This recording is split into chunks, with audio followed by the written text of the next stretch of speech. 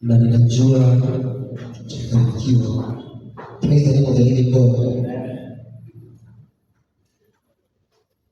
In the book of 2 Kings, chapter number 2, I want us to read that story, the story ambayo ni common kwetu, alafu tutafundisha mambo machache pale na najua tutafanikiwa. 2 Kings chapter 2.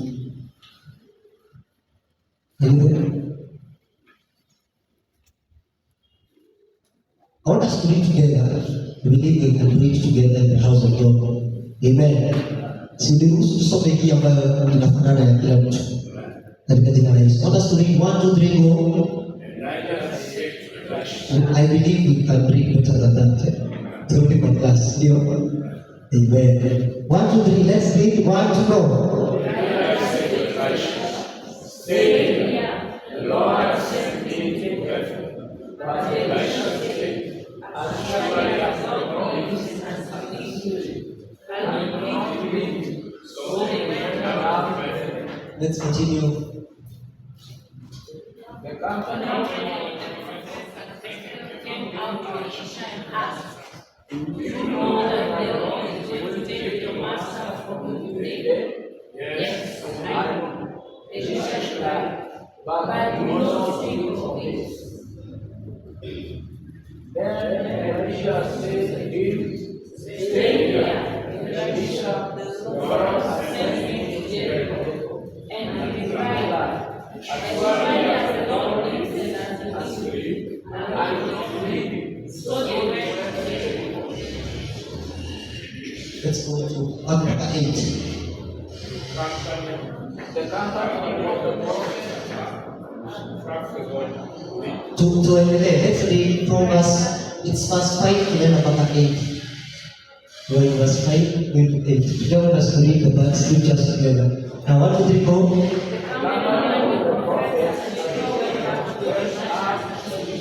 Right now,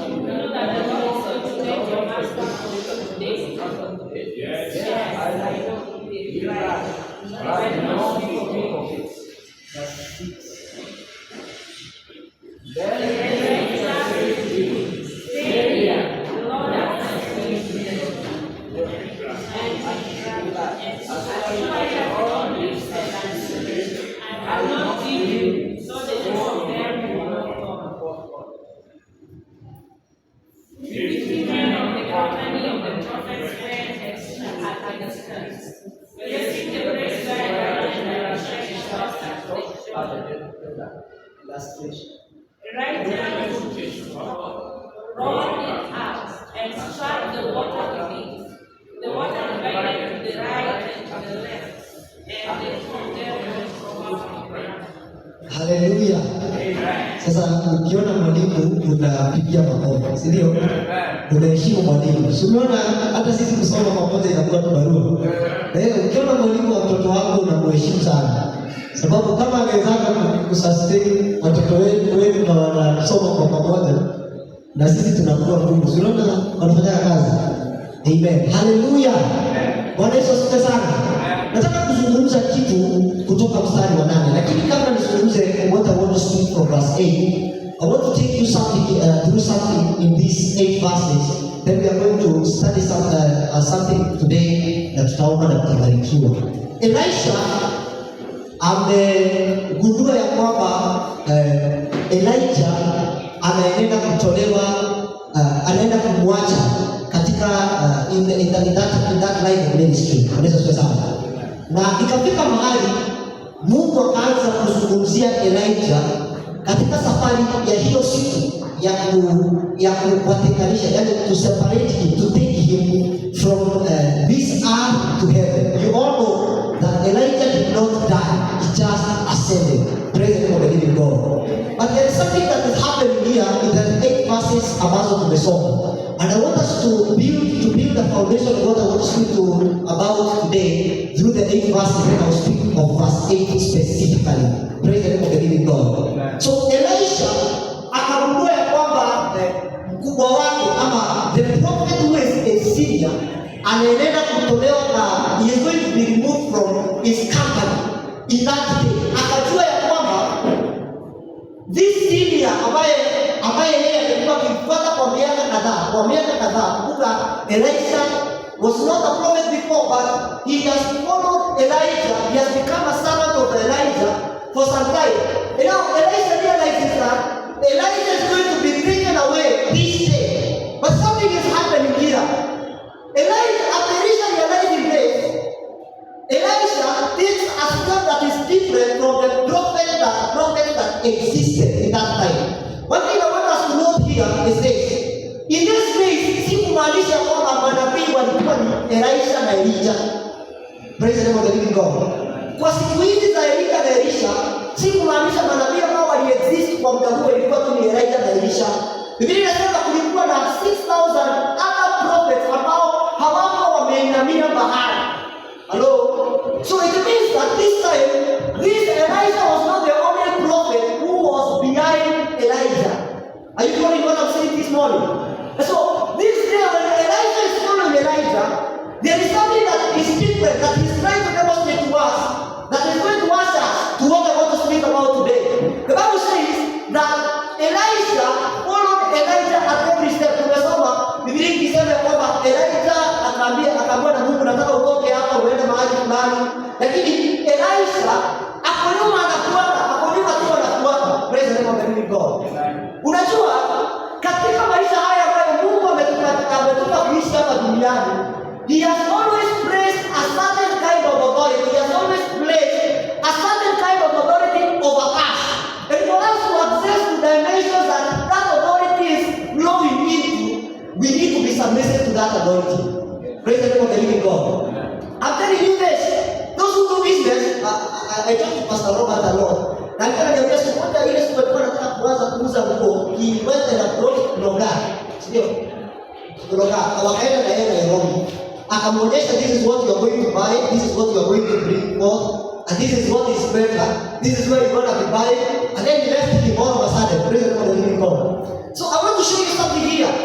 Even if it is in that line of work that you do, there is a certain authority that is as existed ahead of what you are doing now. But Elijah teaches, anatufundisha kitu hapa, anatuonyesha kwamba mpaka ukuwe loyal to that anointing, you will never access anything that comes from that anointing. Praise the Lord, the living God. Watu wachungaji tunaambiwa kwamba ikiwa hauwezi heshimu mafuta fulani, hayo mafuta hayawezi kufanyia kazi. Ikiwa tuwezi heshimu madhabahu fulani, basi inamaanisha hayo madhabahu hayawezi kufanyia kazi. Now let me show you something now that is different from that statement, and then you will understand it. Do you know when you are loyal to, there is nothing that can separate you from that thing that you are loyal to. Unaweza sasa. Unajua mahali ambapo you are loyal, where you are loyal, there is nothing that can exist ambayo inaweza kutenganisha na hiyo madhabahu. Unaweza sasa. You know, ikiwa nimemheshimu mfano na mchungaji hapa. Ikiwa nimemheshimu mchungaji and I am loyal to this grace, there is nothing that can exist that can separate me from whatever, hata kama atanitusi. Because my loyalty teaches me to know that He carries something over my life. Praise the Lord, the living God. Let us see it here. Elisha anapofuata Elijah, manabii walikuja wakatokezea siku moja na wakaprophesy kitu ya ukweli. Haleluya. Walikuja wakamtabiria kitu ya ukweli. Unajua, your senior is going to be taken away from you. Your senior is going to be taken away from you. You know that they prophesied the truth. But because there is something that Elisha understood he needs from Elijah, hiyo haimzuia kuendelea kumfuata Elijah mpaka mwisho. Wanaweza sana. Unajua kuna watu ambao wamenyenyekea kwa madhabahu haya, watu wengine wakakuja wakakuwa so loyal to this altar, wakapokea miujiza kutoka kwa haya madhabahu, na kwa sababu ya kutokuwa na what do I say, to be faithful to that altar, to be submissive to that altar, unakuja kwamba wao wanaishi pale, wengine wanakuja na wanapepea, wanaendelea tu, lakini kwa sababu tumejiondoa katika mpango wa Mungu juu ya maisha yetu, ile double portion haikuji kwa maisha yetu. Wanaweza kusema sana. Haleluya. So, Elisha amefuata Elijah, wakatoka hapo, wakapanda, we know the story. God comes and separates Elijah and Elisha through the horses of fire. Then it takes Elijah up to heaven. The only thing that would have been able to separate the focus of Elisha with Elijah was not something created out of human hands. It was not a reasoning of any human, because he knew what he wanted. Praise the Lord.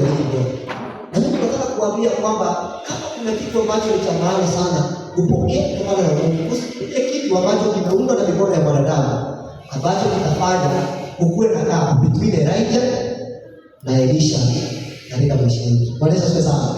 I want it to be a foundation of that, and then go to verse 8. Bible says in verse 8, then Elijah took his cloak, rolled it up, and struck the water with it. The water divided into the right and to the left, and the two of them crossed over. You see what has happened in this place?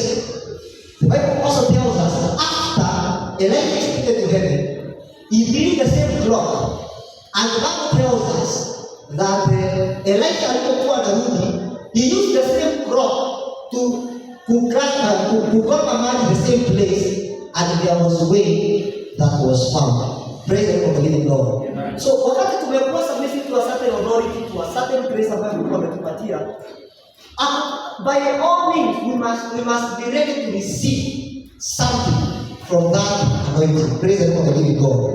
Niruhusu sasa nizungumze from here the message of today. I want to speak about sustaining or maintaining what God has placed in our lives.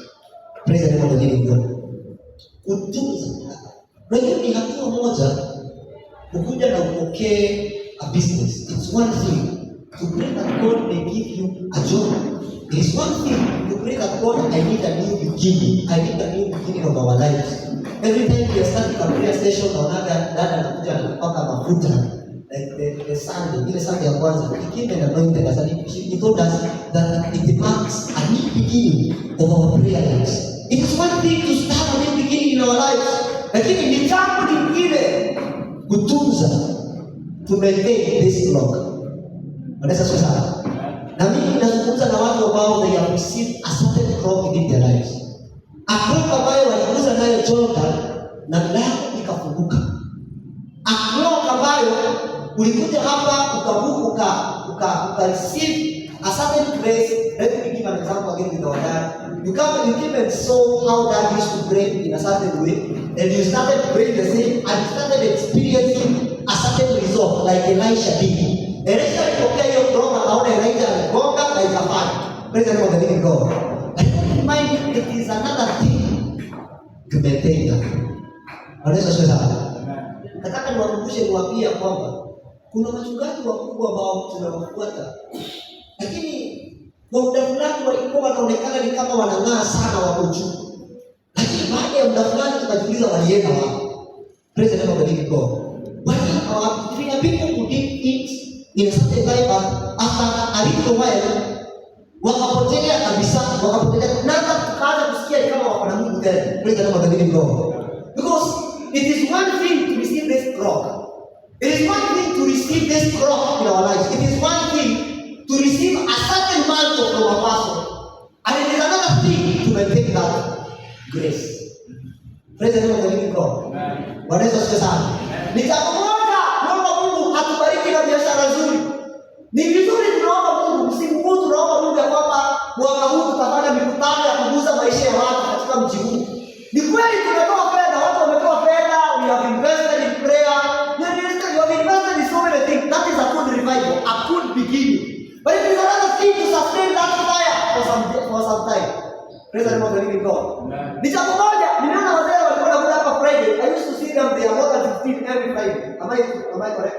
But it is another thing to maintain that fire all through. Praise the Lord, the living God. And that is what I want to speak about today. Hallelujah. Turn with me the book of First Timothy, chapter 1. I want to speak about four. They are not all, but they are so so many. I'll speak about 4 ways we are going to maintain the glory, the mantle, the grace that has experienced. First Timothy chapter 2, verse 1, 2, and 3. I want to read some verses in the book of 1st and 2nd Timothy. We teach ourselves on maintaining what God has placed over our lives. I love to thank you.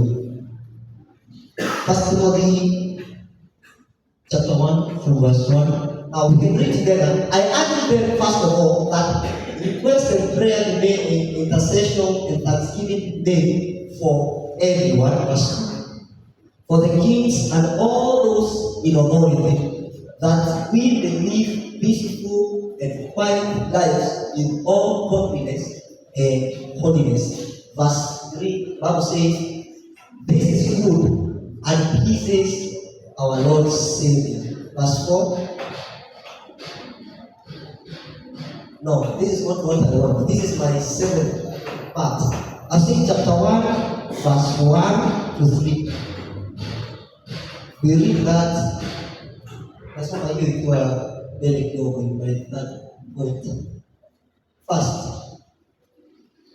First Timothy chapter 1, verse 1 to 3.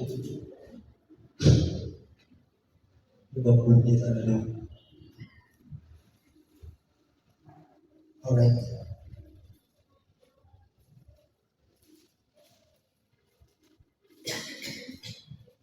Now, Paul, an apostle of Christ Jesus, by the command of God, our Savior, and Christ Jesus, our hope. Verse 2. Timothy, my true son in the faith, grace, mercy, and peace from God, the Father, and Christ Jesus, the Lord. Verse 3. I urge you, when I went to Macedonia, stay there in Ephesus so that you may command certain men not to teach false doctrine. Nirudishe verse 2. To Timothy, my true son, in faith, grace. I want us to read together from where grace is. 1, 2, 3. Grace.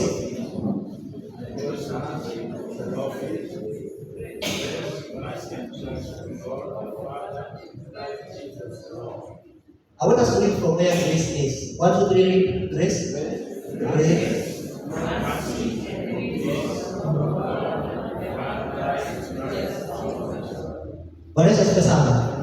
Let me show you something here. Those who have read the letters of Paul, the different letters of Paul, like you can open, you can try to check around it. The book of Thessalonians, like the book of another one, 1 Thessalonians, 2 Thessalonians, Romans, Corinthians, all those books. When he starts an answer of Sheba, greetings, blah blah blah, then it says grace and peace be with you all. Let us look, we can check with 2 or 3 books. Then we see the Bible says, to Paul, Silas, to the church of Thessalonians, God the Father, Jesus Christ. Alafu anasema grace and what? And peace be with you all. We can check another book, but 2 Thessalonians chapter 1. I want you to see something. He says grace and peace. 2 Thessalonians, the Bible says, Paul and Silas to the church of Thessalonians, to God the Father and the Lord Jesus Christ. Verse 3, verse 2. Grace and what? And peace. You can try 1 Corinthians chapter number 1, and I'll be a grace and peace to you, to God the Father and the Lord Jesus Christ. Go to 1 Corinthians, Paul called to be an apostle of Christ Jesus. Remember verse 2. Grace and peace. But now come to Timothy, my true son. Come to Timothy, my true son. To Timothy and to Titus, who are the sons by grace of Paul, he introduces something different. Praise the name of the living God. And say, grace, mercy, and peace be with you. One of the things that you need to know that will help us sustain whatever we have is the mercy of God. Hallelujah. It is the mercy of God. And this Paul speaks it, anaizungumza kwa mtoto wake wa kiroho ambaye anampenda sana Timothy. Aside that he is trusting for greater things. Ambaye anajua anaendelea kufanya huduma kubwa kwa maisha yake. Na anamwambia kwamba hawaambii kama wengine, anamwambia I want you to know this. Anaanza kumwambia grace, neema ya Mungu iwe juu yako. Na pia amani iwe ndio. But he also wants to say the mercy of God be upon you. Praise the Lord, God. Hallelujah. Now, waambieni watu wa Mungu, one of the things that will sustain what the crop that we have received from God, it is the mercies of God. It is the mercies of God. Wapendwa, usidhani ya kwamba mchungaji Kibaso amekuwa mti huu hajafanya kitu ambacho hakitamfurahisha Mungu kwa miaka hiyo yote. Kile ambacho kinamshikilia ni mercies of God. Hallelujah. Usidhani ya kwamba tunaweza kusimamisha kwa nguvu zetu. Biblia inasema kwamba kabla hatuja he loved us first. The Bible says he loved us first. In other words, alituhurumia kwanza. Hallelujah.